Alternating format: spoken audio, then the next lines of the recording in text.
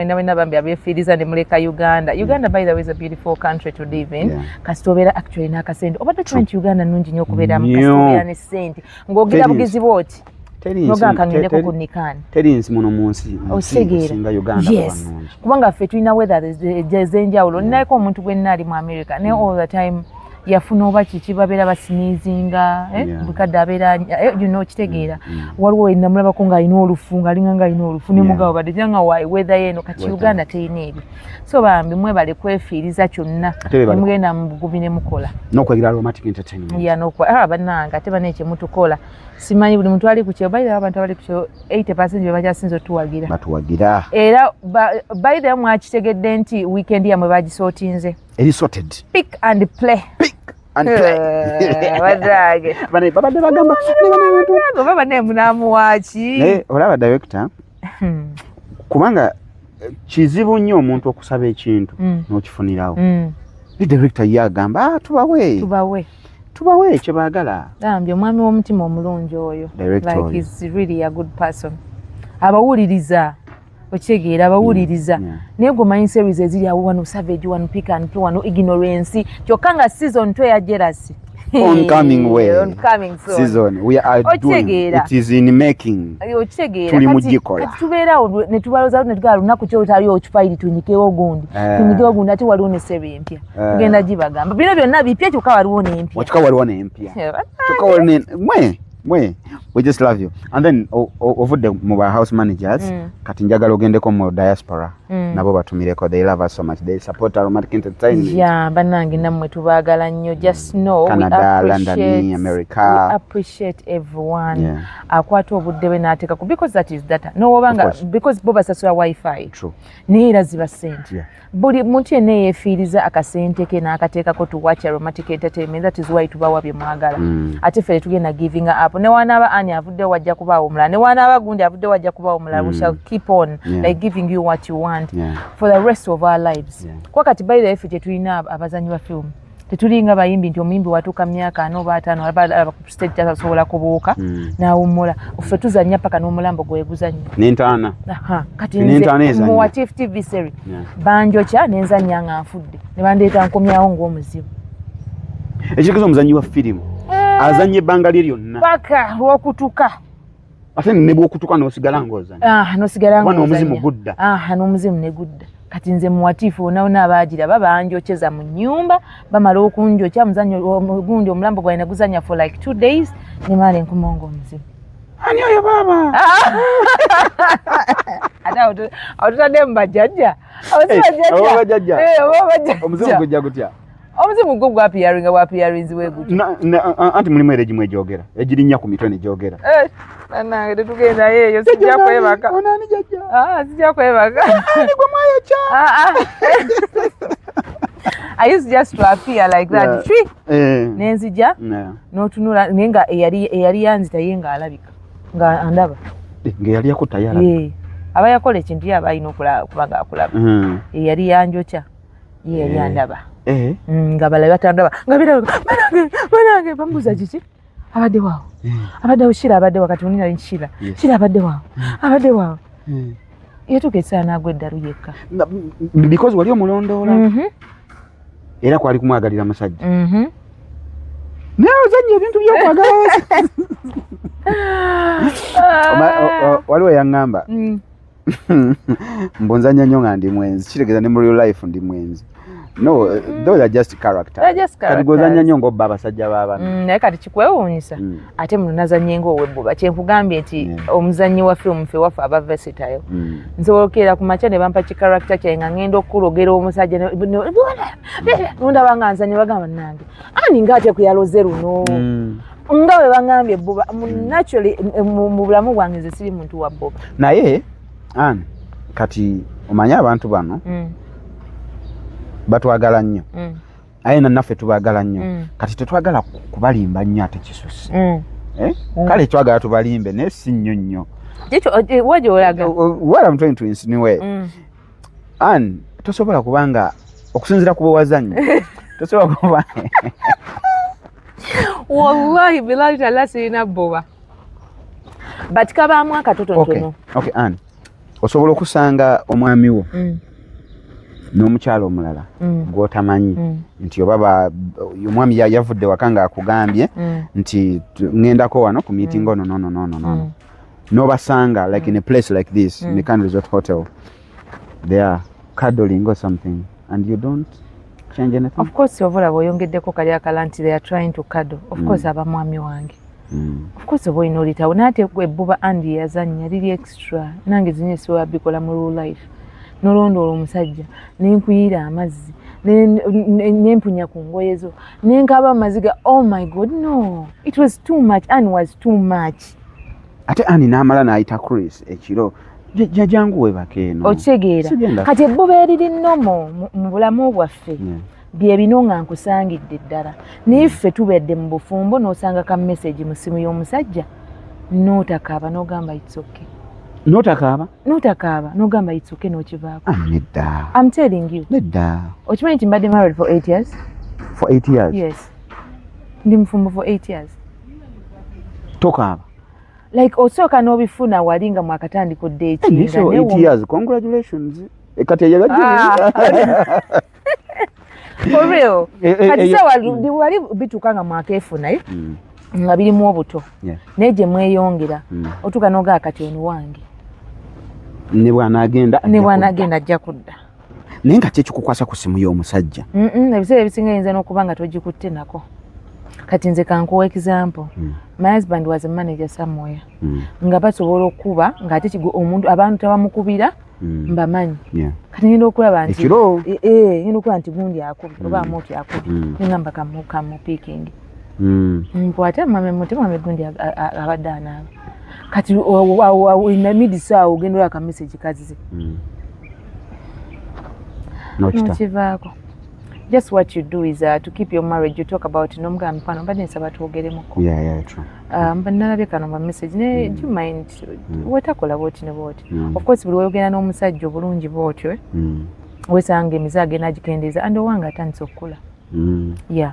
Someone about 40 years abira akuze. Ebintu ebyo abivaako. Abivaako. Naawe kisinziira oyogedde naye ota. Sibino manange message and kati ani yo. Nebyo ani bye yakola. Message omutuze.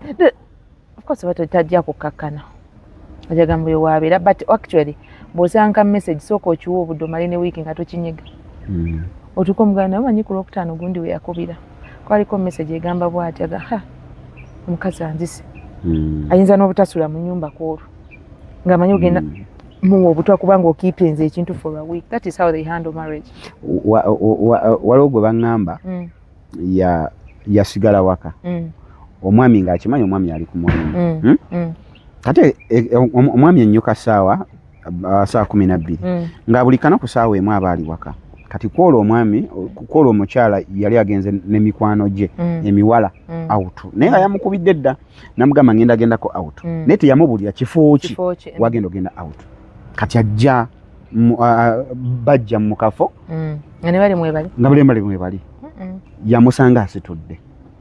Kati bwe yamusanga ng'omusajja asitudde kati bwe yamusanga n'omukazi omukazi ye teyeereega yamakinga sure nti omusajja ono amulaba nti abalabye era bwe yamulaba n'agenda wali ne babeera n'emikwano gye ne bampatinga naye yamakinga sure nti addayo ewaka mangu before omusajja atuuka ewaka.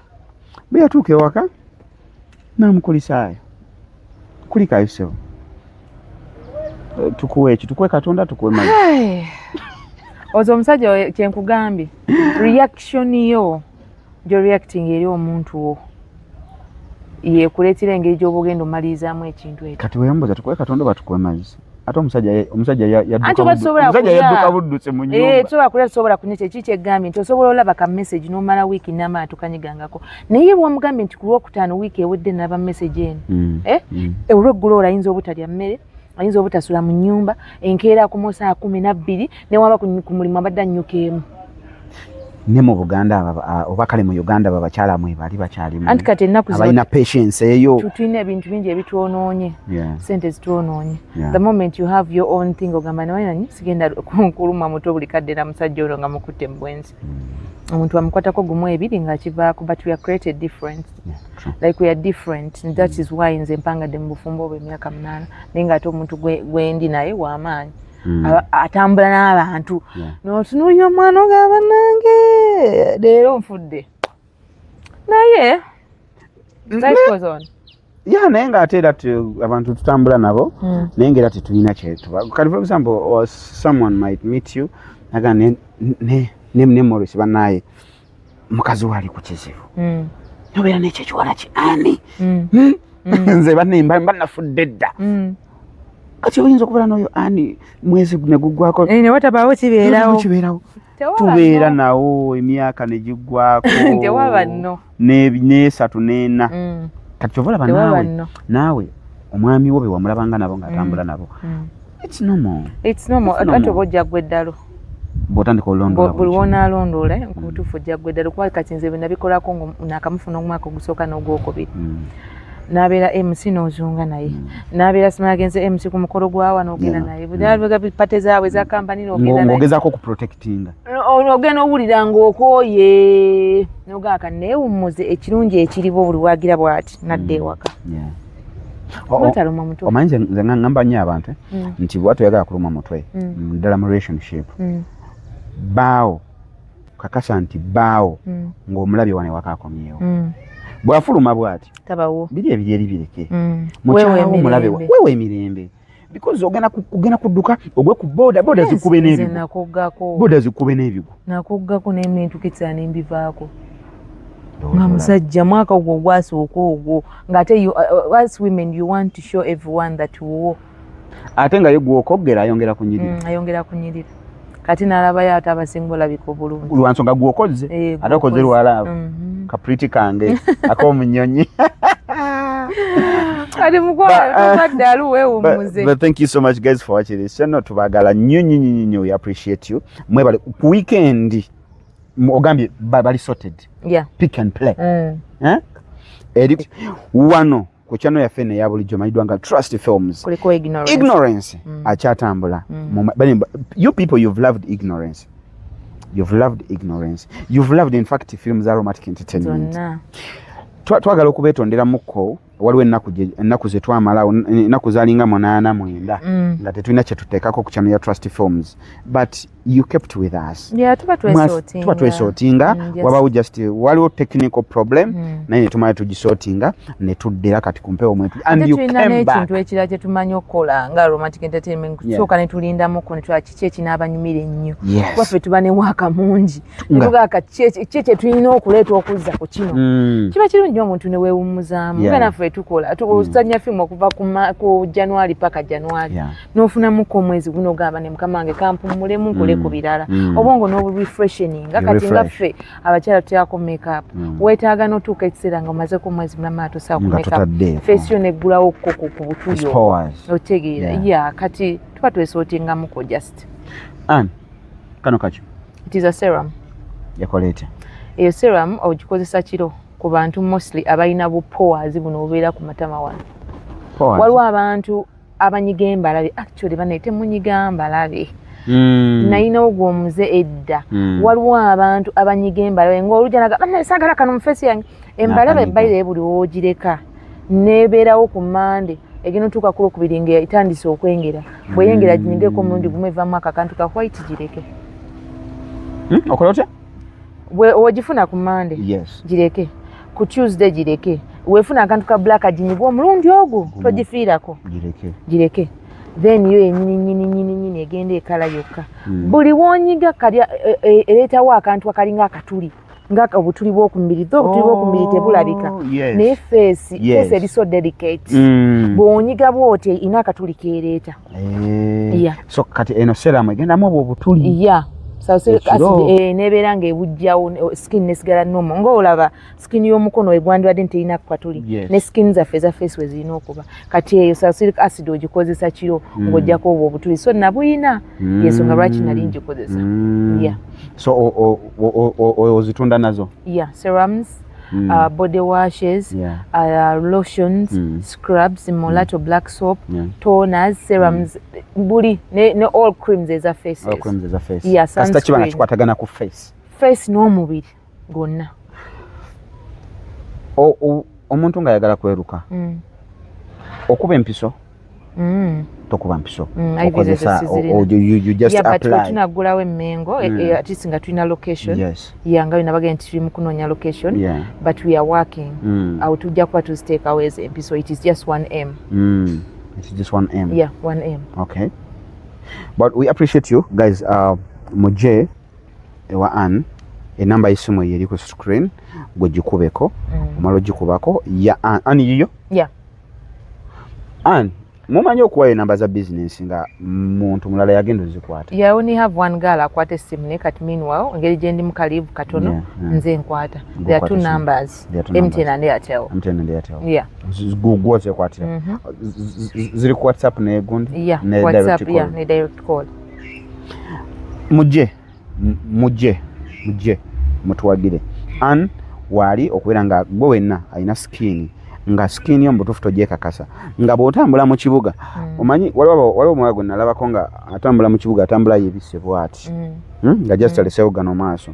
So emirundi egyasooka twali tulowooza oba serebu oba agenda okuggyako nga si serebu naye nga face just yali agitya nga talinayo confidence. By the way, come and gain your confidence. Akinyeeyo okubeera n'ebyo ebibala bitategeerekeka bikulemesa otambula mu bantu. Nange nayinako I will show you my before and after. Nayinako embalabe gye nanyiga neereeta ekintu waneene ekinene nga kiringa ebbwa nga nina okubeera ne mask all the time ne wana era nenkifunako ng'era kiri bwekityo nengamba Jesus Christ. So by the way waliwo n'ekintu ekira abantu kye batamanyi n'ebintu bye tulya byonoona nnyo skins zaffe. Tulina ebintu bye tulya omuntu n'afiira ku KFC Monday to Monday, omuntu n'afiira ku bintu byonna ebya buto. Fine time ofunemuko ku budde bw'olyamu pizza nti ku Monday njiri ewiiki sigiddamu. Tetubagamba nti muve ku bintu byammwe bimwagala naye osobola okugamba nti ku Monday wendya pizza nja giddamu wiiki ejja. Wabula si kulya pizza nga gwe buli kyeggulo wooyita wali oganze ngenda lya pizza ngenda kulya pizza kyokola embalabe because munda mu glands zaffe waliwo skin wetuketsa nga tessa nga terina weesiza mpewo ng'eyagala kufulumya. Eyagala kufulumya kati mu kufulumya kwe kufulumya ekyo ekibala bikyoba era olaba naye buli skin weebeera ngesa katebe zaffe tubeera ne makeup all the time naye skin zaffe otuketsa skin naye ofunamuko ka breakdown by the way buli wobeera ne makeup ennyo ate era makeup naye si mulungi kiraga n'obeera ne skin yo ng'erinakyo kasobeera ne products ennungi okitegeera. So n'ekirala people should learn to detox from inside. To detox. Yes, nga bwe exfoliating omubiri n'ogamba nti enfuufu nnyingi ka ne scrubbingeko ku Monday nziremu ne scrubbing ku Sunday n'okikanga routine n'obeera ne skin ennungi.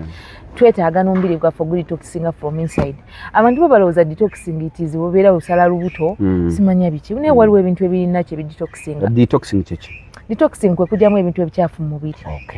Nga woonaafuna akaniimu n'okateekamu womota n'oteekamu cucumber. You detoxing. It is that simple. Amazzi agaliwo n'okisaliramu enniimu n'osaliramu cucumber waliwo n'ekintu ekyaki bayita mint kuba bibeera enakaseera ebintu ebisinga oba anywhere wosanga ebyo ebintu ebirinakyo n'odetoxinga n'ennaanasi detoxinga. Ennaanasi yes it is a detoxer era woba ogidde oba okyegendeza erina engeri gyekkubamu mu lubuto kati era ejjamu ebyo ebikyafu. Kyova olaba wabamu otuukira ku makya ng'okwata omwaka mulamba n'okwata omulala nga tolwala because we detox. So skin olina giyamba kuva munda. Then nekira waliwo n'abantu kati olaba nga nze wembadde netakula bwenti waliwo abantu nga all the time engalo zibeera mu face buli kadde kati engalo nkyafu ova kukwata ali eri ku kigundi katugeze ova kwetakula mu nnyindo ova kukwata mu nviiri kyokka tokwata mu face. We should avoid okukwata mu faces zaffe nakyo kizibu each and every time oba beera ne kahanki nga koyisaamu nga face yo togitankula bw'oba okutte mu nviiri you can have a kawipe ne weesimulako n'olyoka okwata mu face yo naye buli okwata mu face naye ate oba ogitateninga ate nga wataddemu ebintu ebigiyambako kuba okulabika obulungi. Eyo y'ensonga lwaki olina kujja wa Ann nsonga nti ate takoma kuguza buguza products zino nti anoonya sente wabula ate asobola n'okukusomesa kiki olina okukola okubeera nga weewala ebyo ebyali kuleetedde okubeera ng'ofulumya sente buli kaseera. Ekyo nno si kyangu ekyo si kyangu lwa nsonga yali badde akireka n'agamba nti nno ayagala zino sente z'omuleetera buli lunaku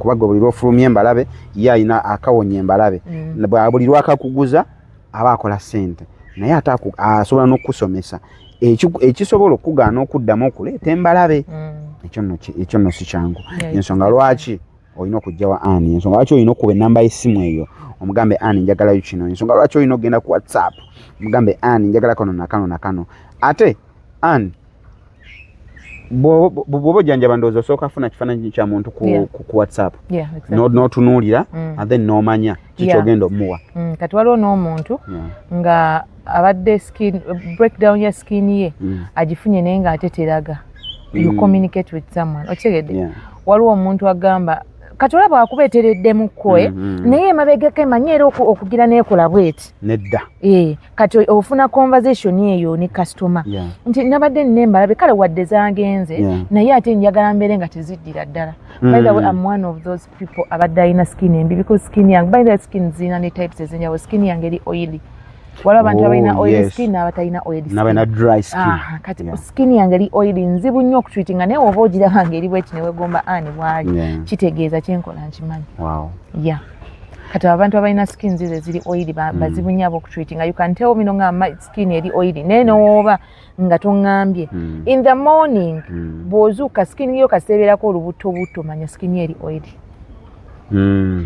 skin webanga eri dry nga terina kintu kyonna nga ate wasa tolina kyotaddeko manya skin yo teri oil so newe batwatuwa abantu ebintu ebyo nabyo tubyegendera era nakyo kimubuuza okimubuuza because bw'oba nga tozze ku dduuka nti kati right now nga tuli mu nnoonya location bw'oba tozze ku dduuka nze kulaba skin yo mbeera sirina ngeri gyenyinza gimanyamu teri oil but through the interaction gye tufuna nze naawe ombuulira nti wenzuuka kumanya skin yange eba bweti because early morning buka bwe tulabira skins z'abantu nomanya skin eri bweti ekyokubiri otunaatuguddewo edduuka tugenda kuba tukola ne facials ng'omuntu tutuuka nesooka skin yo ne tugicleaning nga nityoka tukuwa products naye soda ng'omutwala speed kyamusana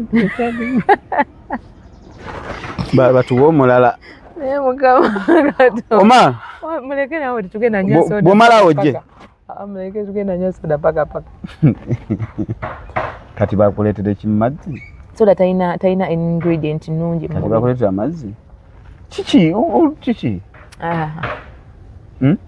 mmere ebadde weddemu emmere njese ne mu mmotoka nampapa nga ndaba wenaatula wansi ndye tuli ne Uncle Annie ku Morris Dansky Media ate nga nze nze Kacyaza Morris Dansky Associate at Almatic Entertainment Masaka's finest we love you so much thank you so much Annie atunyonyodde products zino kati gwe tulinze okubeera nga otukubira essimu okubeera nga otuterako ka WhatsApp message nti njagala kino nze mbagamba nnyo ebiseera bisinga nti nno ffe tuli bazannyi and mwe mutwagala nnyo naye olw'okuba onjagala togenda kunsanga mu kkubo ompe 10 luli ompe omutwalo luli ompe 4 nedda ekyo kiyinza okuba tekijja kukola bwe kityo naye ate bw'ompagira kano ka cream kange oba eno molato bw'ojja n'omugula ne nfunako amagoba ga 2,000 ekyo kiba kinyamba nnyo ate kireke ali bulungi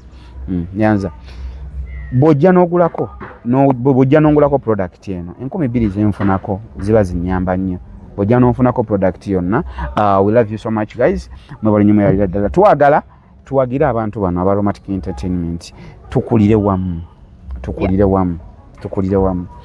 Anne okujjako ng'olina akatale keka tewali nnyo katale keka just kyenyinza obbasaba iza oba okubagamba kubeebaza kuwagira Romantic Entertainment in general kuwagira movie industry yonna kubanga olaba abantu nga bambi bafaayo oteekayo emizannyo ku stages abantu bafaayo oba group ki nolaba abantu nga beekulunga ne bajja ne batulaba bino ebintu bayire byetukola bwakuba nti abantu babifuna bubi neffe tuli basomesa mu ngeri zaffe tuli basomesa ekintu kyenzannya gwe n'oŋŋamba nti nebbuba waliwo omuntu mu Uganda muno oba mu nsi ey'enjawulo ali bw'atyo kati twagala tutunuulire ebbuba eyo mu season 2 Annie lyamutwalawa did you gain anything oba lyamuyisa kati wonaaba nga Annie katugeze agudde mu mbi tokola ekyo Annie kye yali akola ekyebbuba okitegeera ffe tuli basomesa so you should just learn from us oba okitegedde secondly mufe ku nsusu zammwe bagamba endabikayo